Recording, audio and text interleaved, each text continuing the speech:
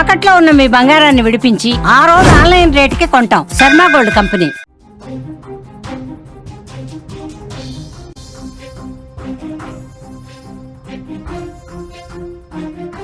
పశ్చిమ గోదావరి జిల్లా పెనుగొండలో దారుణం చోటు చేసుకుంది. భర్తను టార్చ్ లైట్ తో కొట్టి చంపింది భార్య.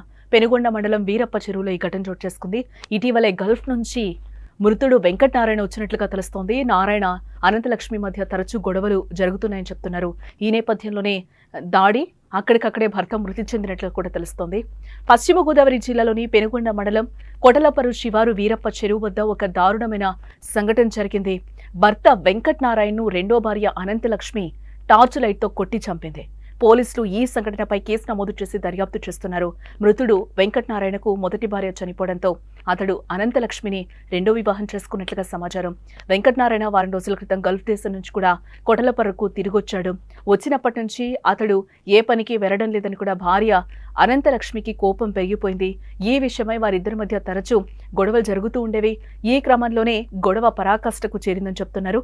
కోపంతో ఊగిపోయిన అనంతలక్ష్మి టార్చ్ లైట్ తో వెంకటనారాయణ తల వెనక భాగంలో తీవ్రంగా కొట్టింది. దీంతో తీవ్ర గాయాల పాలైన వెంకటనారాయణ అక్కడికక్కడే మరణించాడు.